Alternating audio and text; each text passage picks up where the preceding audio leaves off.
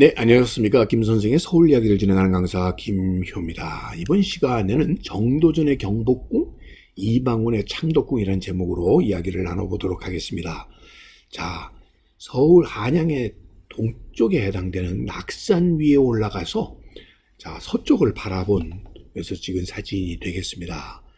자, 조선 왕조가 개창이 되고 난 뒤에 한양을 도읍으로 정했을 때 도읍을 정하고 난 뒤에 주산을 어디로 볼 것이냐에 대한 많은 논의들이 있어 왔던 게 사실입니다.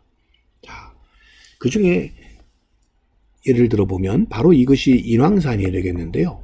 인왕산을 주산으로 해서 도읍을 정해야 된다라고 하는 무학의 주장이 있었던가 하면 또 한편으로는 이 백악산을 주산으로 해서 도읍을 정해야 된다고 하는 도시 설계를 해야 된다고 하는 것이 바로 이 정도전의 주장이 되겠고요. 또 혹은 이 안산을 주산으로 해야 된다라는 주장도 존재하는 등 다양한 논의가 있었습니다만 그 중에서 백악을 주산으로 하는 바로 경복궁을 법궁으로 하는 이런 도시 설계가 채택이 되게 되었던 것이죠. 그 결과로 한양 도성 내의 기본적인 모든 명칭과 설계가 바로 이 정도전에 의해서 이루어졌고 정도전에 의해서 만들어진 법궁이 바로 이 경복궁이 되겠습니다. 그러나 이 경복궁에서 국초에 바로 왕자의 난이라고 하는 것이 두 차례에 걸쳐서 이루어지게 되면서 결국 정도전은 제거되게 되고 이 일을 주도했었던 이방원은 이 왕자의 난 이후에 이 살기가 넘치는 경복궁에서는 더 이상 법궁으로서의 거주할 수 없다라고 해서 새로운 궁궐을 조성하게 되니 바로 그때 주목되게 된 것이 응봉이 되겠습니다. 그래서 이 응봉을 주산으로 해서 새롭게 동궐을 만들게 되고 그때의 중심 궁궐이 바로 창덕궁이 되게 된 것이죠. 그 결과로 조선 왕조는 기본적으로 법궁과 이궁의 양골 체제로 되어 있었다라고 보시면 되겠습니다. 사실 조선 왕조 내에 이 한양 도성 내에는 오늘까지 5개의 궁궐이 전해오고 있습니다. 즉 경복궁과 창덕궁 외에도 창경궁과 경희궁, 경궁의 5궁궐이 있었지만 이 5궁궐이 동시에 운영이 된 적은 없었고 기본적으로 이렇게 양골 체제로 계속 운영이 되었었다라고 보시면 되겠습니다. 그 중에서도 정리학 보편주의와 사대부의 세상을 지향했었던 정도전에 의해서 설계되었었던 것이 바로 경복궁이 되겠고 말 그대로 큰 복을 누리는 길로 제시되게 되었던 것입니다. 그러다 보니까 제1궁으로서의 법궁은 중국의 주례 고공기에 따라하도록 돼 있어서 남북을 중심축으로 해서 외조, 치조, 연조의 이런 공간을 마련하게 되었다라고 해서 남북축으로 하는 좌우대칭의 이러한 궁궐 설계가 이루어졌던 것이 바로 이 경복궁이라면 이것과 대비되어서 만들어지게 된 게 창덕궁이 되겠습니다. 풍수도참과 왕권의 강화와 중앙집권 체제를 지향했었던 결국 태종의 이런 생각이 반영이 되었던 것이 바로 창덕궁이 되겠는데 흔히 이 창덕궁은 자연과의 조화라고 하는 면을 앞세워서 자연 법칙에 따른 우주의 질서가 마련이 된 것이 바로 이 창덕궁이라고 얘기를 합니다만 실제로 경복궁과는 다르게 그 남쪽에 종묘가 들어 있었기 때문에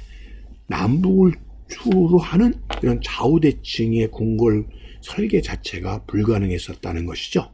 이런 중심축이 형성될 수 없었다는 점에서 경복궁과는 사뭇 다른 서에서 동으로 쭉 궁궐의 건물들이 이어지게 되는 그래서 외조, 치조, 연조가 이 경복궁의 결구와 경우와 그 구성이 달랐다라는 점이 그 특징이 되고 이렇게 해서 비교가 된다고 볼 수가 있겠습니다.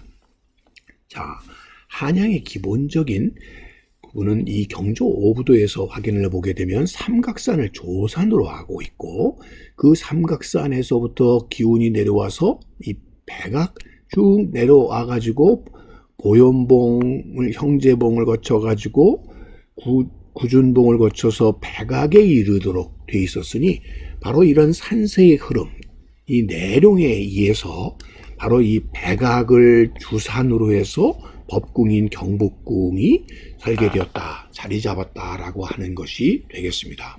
자, 기본적으로 이렇게 백악을 주산으로 했었던 것에 비해서 바로 이 응봉을 주산으로 해서 설계되었던 것이 바로 동궐이 되겠습니다. 자, 그런데 문제는 뭐냐면 백악을 중심으로 해서 남북을 축으로 하는 이 경복궁의 설계는 큰 문제가 없었지만 바로 이 창덕궁의 동궐의 경우는 동쪽에 동궐이 있었다는 점이죠. 그런 의미에서 남북축으로서의 궁궐 설계 자체가 사실상 불가능했다라는 점이 되겠습니다. 그렇게 된 이유는 바로 이 법궁인 경복궁을 중심으로 해서 좌묘우사라고 해서 바로 동쪽에는 종묘, 서쪽에는 사직을 두도록 기본적으로 되어 있었다는 것이죠. 바로 이렇게 가까이 오늘날로 따지면 국립묘지격에 해당되는 광실의 역대 임금님의 위패를 모셔놓는 종묘가 이 자리에 위치하고 있었기 때문에 창덕궁의 기본적인 설계 자체가 결국 경복궁과는 다를 수밖에 없었다, 이렇게 보시면 되겠습니다. 자, 그래서 지금 이 백악에서부터 내려와 가지고 남북을 축으로 하는 이런 좌우 대칭의 도시 이 궁궐 구조가 바로 경복궁에 의해서 이루어졌다면 이 응봉에서부터 내려와서 남북축이 되기에는 바로 이 종묘가 있어서 종묘에 바로 이런 정과 영령전이 이렇게 자리를 잡고 있기 때문에 결국 좌우 대칭이 아닌 동서간에 입구가 이렇게 돼서 이쪽으로 동쪽으로 이어지는 이러한 건물 배치가 이루어질 수밖에 없었다는 것이죠. 자, 이것이 바로 사직단이 되겠고요. 이러한 종묘와 사직이 위치하고 있어서 결국 창덕궁과 경복궁은 기본적인 구조가 다를 수밖에 없었다라고 보시면 되겠습니다. 자, 사진을 통해서 다시 한번 확인을 해보게 되면 바로 이것이 백악산이 되겠죠. 백악, 일명 북악이라도 부르는 바로 이 백악산을 주산으로 하고 뒤에 보현봉에서부터 산세가 쭉 유지되어 와서 구준봉을 거쳐 가지고 이렇게 유지되어 왔었던 주산에서부터 내려와서 광화문으로부터 쭉 출발해서 근정전으로 이어지는 바로 이러한 건물 배치를 하고 있는 것이 경복궁의 기본적인 설계라고 보시면 되겠습니다. 그에 비해서 창덕궁의 경우는 창덕궁 도남문 정문을 거쳐서 들어가게 되면 통쪽으로 꺾여 들어가서 다시 한번 꺾여서 결국 정전에 해당되는 인정전을 맞이하게 된다는 것이죠. 자, 그뿐만 아니라 이 동쪽으로 가면서 내조의 이런 내전들이 위치하고 있는 것, 그리고 외조에 해당되는 권례 각사들이 이렇게 서쪽에 위치하고 있어서 기본적으로 서쪽에서 동쪽으로 이루어지는 건물 배치가 이루어지고 있다는 것이죠. 그렇게 된 결정적인 이유는 바로 창덕궁 남쪽에 바로 종묘가 자리 잡고 있기 때문이라고 보시면 되겠고요. 그 위에 바로 응봉이 자리 잡고 있는 것이죠. 자, 이런 구조에서의 차이, 자연적인 이런 형태의 차이 때문에 창덕궁과 경복궁은 결국 법궁과 이궁으로서 이런 양골 체제가 유지될 수 있게 되었다라고 보시면 되겠습니다. 다시 한번 보시면 경복궁의 기본적인 구조가 금방 이렇게 눈에 들어오게 되겠고요. 사직단의 위치와 경복궁의 위치를 여러분들이 확인해 보시면 명확하게 남북 중심축으로 하는 대칭 구조라는 것을 분명히 알 수가 있겠습니다. 이에 비해서 결국 도남문을 거쳐서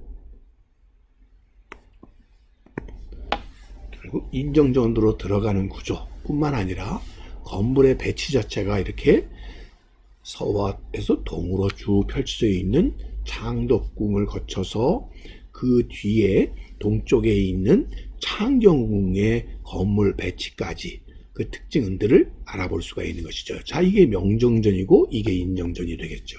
특히 창경궁의 경우는 일반적으로 남북 북에서 남쪽을 바라보는 구조로 되어 있는데 이거의 경우는 서에서 동을 바라보는 이러한 정전의 배치 같은 것들을 보더라도 큰 차이가 있다라고 보시면 되겠습니다. 그 결과로 결국 남북을 축으로 하는 경복궁 그리고 남쪽에 종묘가 있는 관계로 동서에 건물 배치를 하고 있는 동궐 이런 양골 체제가 하나의 특징이 되겠고 이런 것들은 시작에 정도전으로 시작이 되었던 신권 정치와 이에 맞섰던 이방원의 중심이 되었던 왕권을 중심으로 하는 이런 군권 정치 그러다 보니까 왕권과 신권이라고 하는 대립 속에서 결국 경복궁과 창덕궁이라고 하는 법궁과 이궁의 양골 체제